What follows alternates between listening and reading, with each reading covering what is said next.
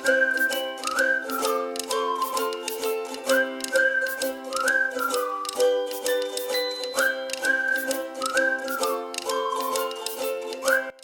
day everyone.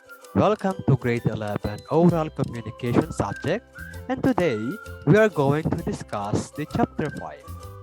And chapter 5 is all about influence of culture on the dimensions of communication. Culture or cultural values is the worldview of a cultural group and its set of deeply held beliefs.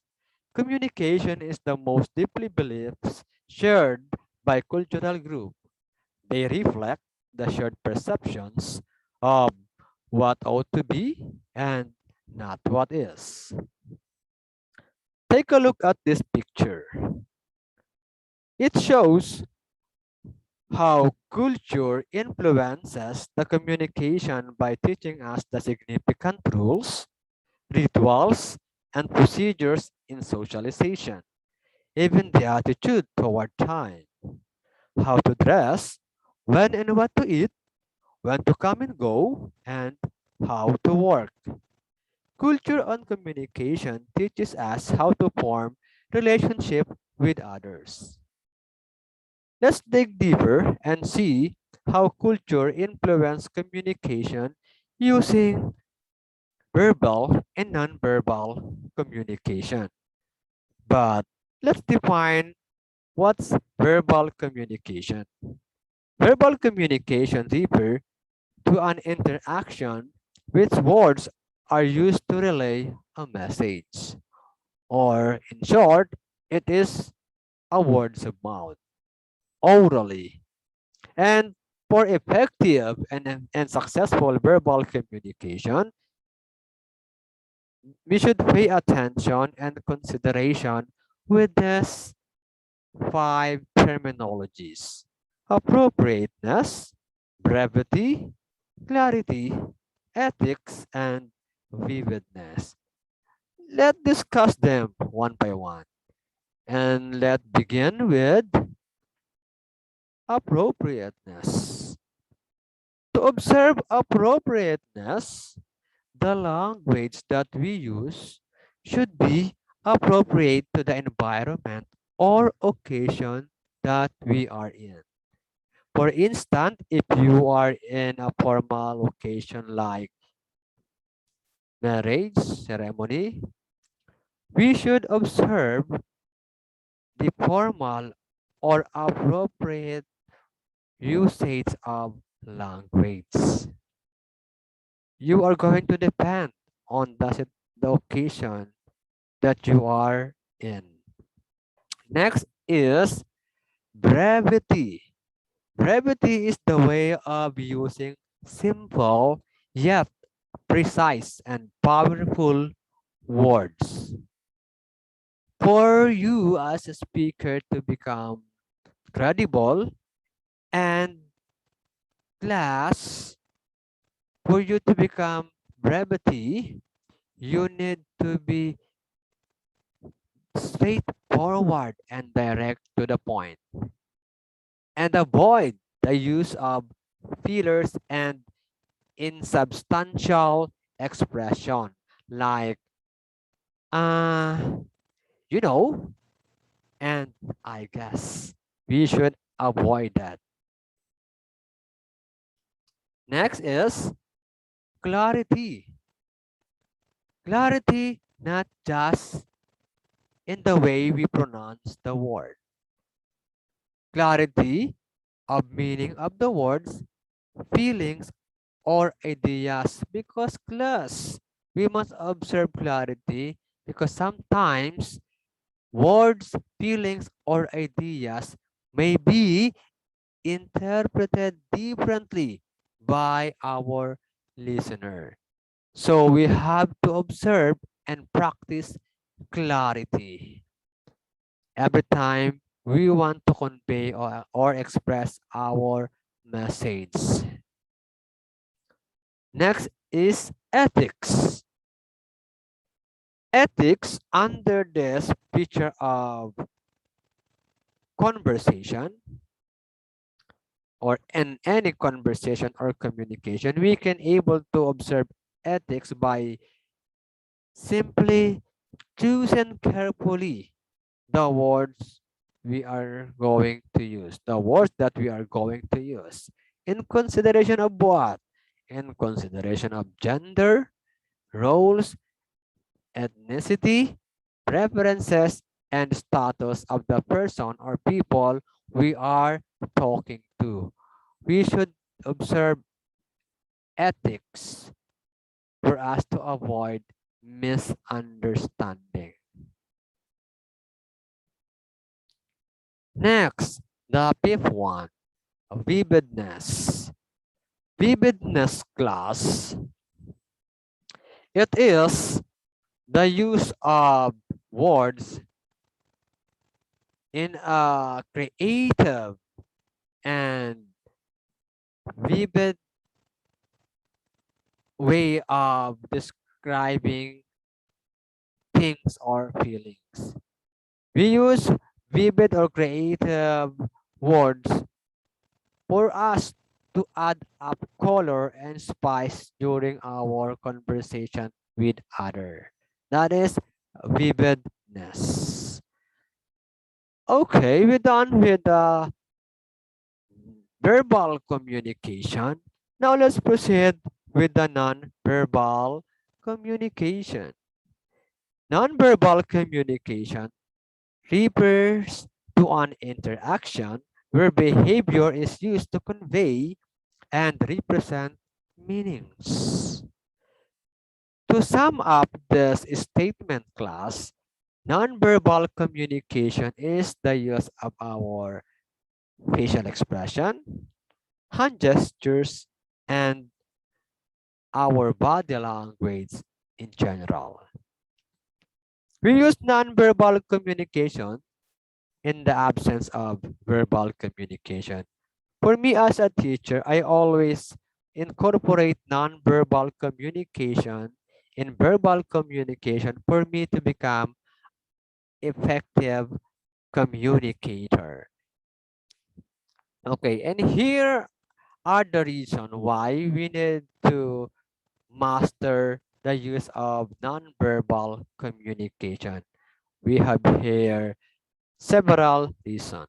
The first reason is it enhances and emphasizes the message of your speech, thus making it more meaningful, truthful, and relevant.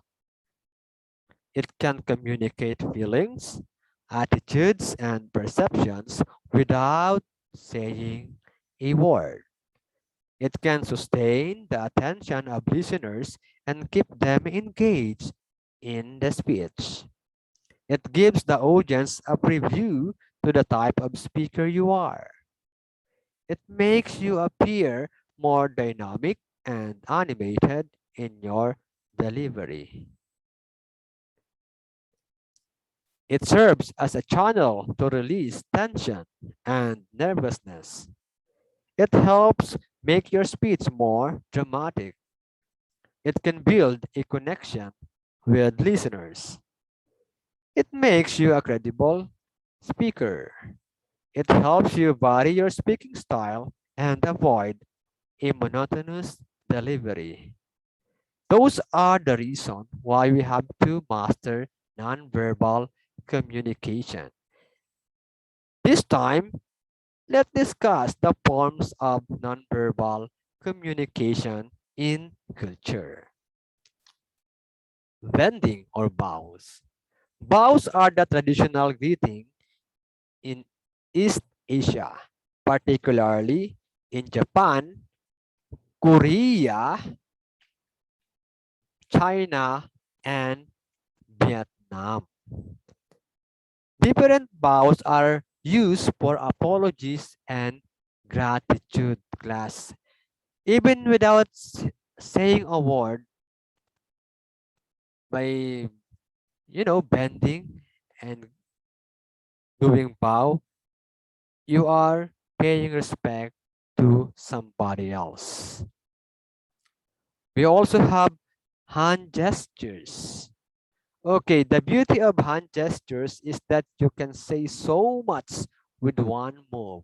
Unlike in spoken language that requires multiple combinations of vocab or vocabulary, grammar, and tone, you don't have to be an expert anyway to communicate with your hands.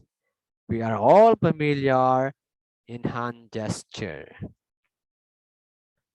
Next is eye contact. Whether or not eye contact is made, who makes it, and how long it lasts vary tremendously in meaning. If we do eye-to-eye contact during our communication, it shows that we are sincere. However, class, in other countries like in Middle East or those Islamic countries, eye-to-eye contact during communication with their opposite gender is prohibited.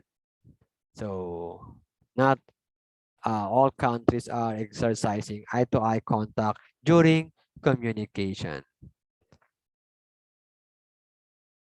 Okay, the next one is physical space. Very trending nowadays. We are doing always physical distancing just to avoid the spread of COVID-19. But physical space class is also important in communication.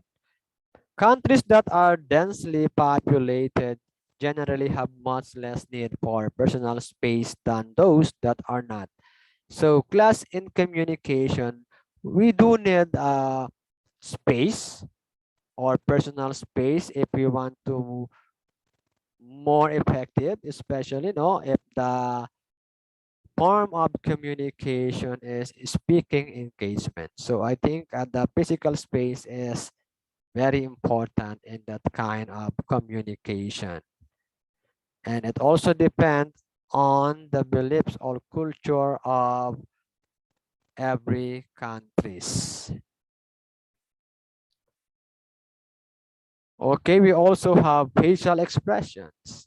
Aside from frowning, aside from laughing and smiling, winking is a facial expression particularly varied in meaning. We are all familiar with the facial reaction or facial expression. However, class in Latin America, the gesture is often considered a romantic or sexual invitation. So we have to be careful. Okay, next. Our last subtopic is the posture. Posture can convey power, structures, attitudes, and levels of civility. As we can see on the picture, it shows what kind of person each man has, depending on the posture presented on the picture. For example, this is how the posture of being defensive, and this is how the posture of being arrogant, annoyed, irritated, happy, confused, and worried. Okay, our posture can convey attitudes and levels of civility. Okay, that would be all. Thank you so much and see you next meeting. Goodbye, everyone.